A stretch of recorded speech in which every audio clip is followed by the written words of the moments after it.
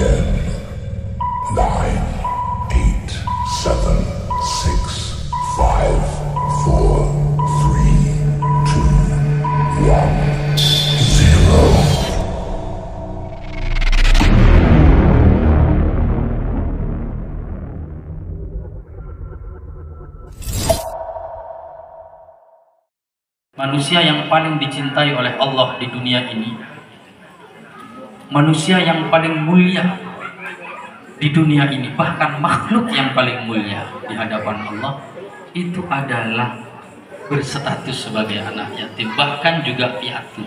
Rasulullah Muhammad sallallahu alaihi wasallam, Nabi Musa alaihi salam juga yatim, Nabi Isa alaihi salam juga yatim. Sangat banyak para nabi dan para ulama, para waliullah yang itu yatim. Sehingga untuk adik-adik yang yatim ini luar biasa. Ada banyak figur-figur yang agung di dunia ini yang mana berstatus sebagai anak yatim. Karena itulah di dalam Al-Quran ada pesan yang luar biasa. Yang paling kita hafal misalnya yang gampang-gampang. Ara'aital ladzi yukadzibu biddin fadzalikal ladzi yad'ul yatim.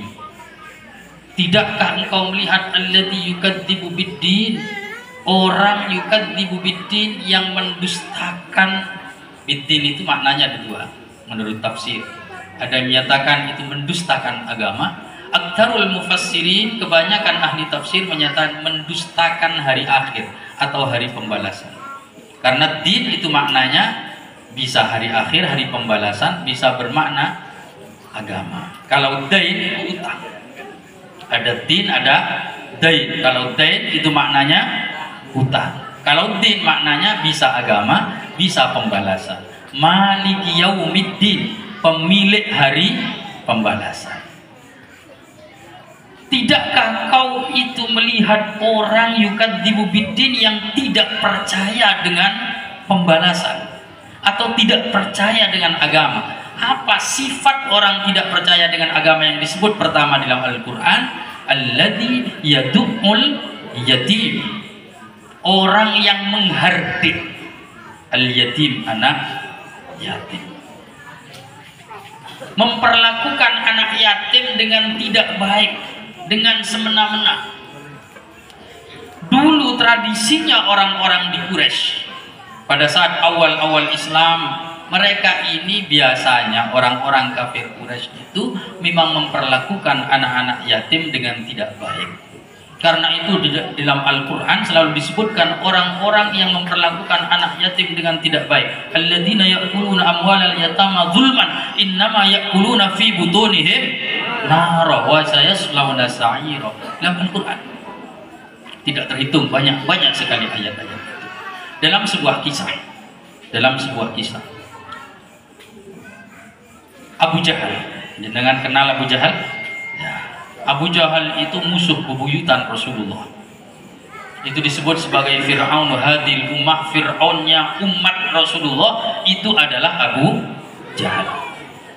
Abu Jahal ini menurut salah seorang ulama itu menjadi salah satu penyebab turunnya ayat ara'aital ladzi yukadzibu biddin fadzalikal ladzi yad'ul yatim.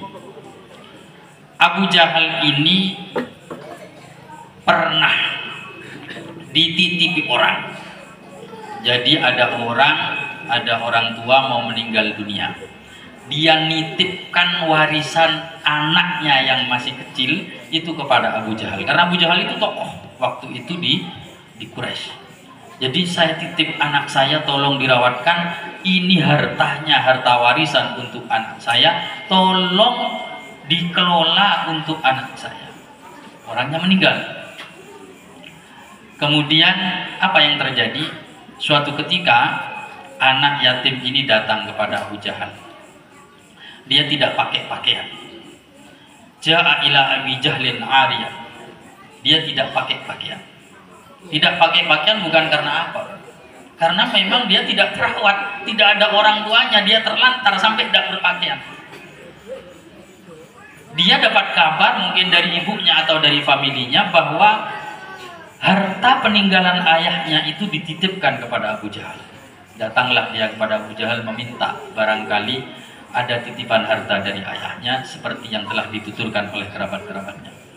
Apa Abu Jahal? Abu Jahal kemudian membentak anak ini. Fadafa'ahu.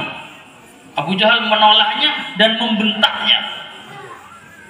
Dibentaklah anak ini sehingga anak ini terlihat sangat mengenaskan sekali. Habis dibentak oleh Abu Jahal, oleh teman-teman Abu Jahal, akhirnya anak ini dibully.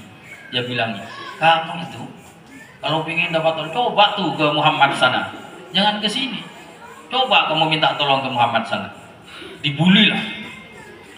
Anak ini akhirnya datang sungguhan kepada Rasulullah. Datang kepada Rasulullah dan menyatakan, saya minta tolong. Mohon, saya minta tolong. Katanya harta saya ada di Abu Jahal.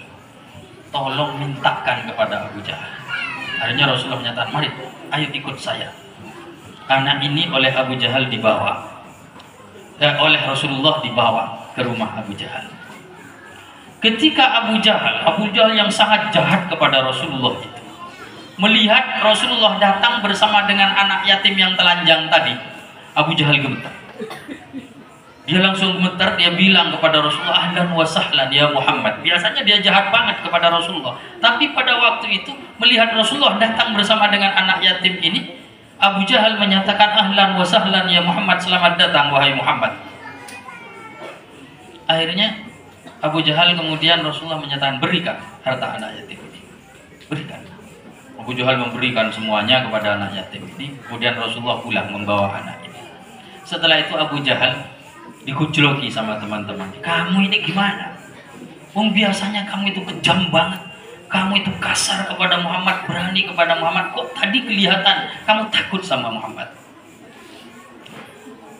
Apa kata Abu Jahal? Saya sebetulnya bukan takut kepada Muhammad. Oh, kalau begitu lafaz sabauta, berarti kamu telah meninggalkan agama nenek moyangmu, ikut agama Muhammad berarti. Apa kamu sudah menjadi pengikut Muhammad? Oh, tidak. Apa kata Abu Jahal? Saya tadi melihat di sisi kiri dan sisi kanan Muhammad itu ada dua pedang. Di sisi kiri dan di sisi kanan Muhammad itu ada dua pedang. Pedang pendek. Dan saya takut jika saya tidak menuruti apa yang dikatakan oleh Muhammad, saya khawatir ditusuk dengan pedang itu. Sehingga saya tadi menuruti apa yang yang diperintahkan, yang diminta oleh Muhammad. Itu Abu Jahal. Rasulullah Shallallahu Alaihi Wasallam ketika itu terlihat menakutkan sekali bagi Abu Jahal. Karena apa? Karena Rasulullah pada waktu itu sedang dalam posisi membantu anak yatim. Bantu anak yatim itu sebetulnya bukan bantu. Kalau kita pada saat ini lebih tepatnya sebetulnya bukan santunan. Kita ngasih hadiah kepada anak-anak yatim itu sebagai bentuk penghormatan kita kepada mereka. Karena mereka adalah orang-orang yang diagungkan dalam agama kita. Mereka adalah orang-orang yang dipesankan secara langsung dalam Al-Quran, dipesankan secara langsung dalam hadis-hadis Rasulullah. Sehingga kita buatkan panggung begini. Sebagai bentuk hadiah kita panggil untuk kita beri hadiah sebagai bentuk penghormatan kita terhadap mereka. Karena apa? Karena penghormatan Al-Quran, penghormatan hadis Rasulullah terhadap anak-anak yatim. Namanya like ngopeni anak yatim itu jaminan. Khairu baitin fil muslimin baitun fihi yatimun yuksanu ilaih. Rumah terbaik di tengah-tengah orang Islam adalah rumah yang di situ ada anak yatim yang diperlakukan dengan baik. Wa syarru baitin fil muslimin baitun fihi yatimun yusa'u ilaih. Rumah yang terburuk di tengah-tengah orang Islam adalah rumah yang di situ ada anak yatim yang diperlakukan dengan buruk.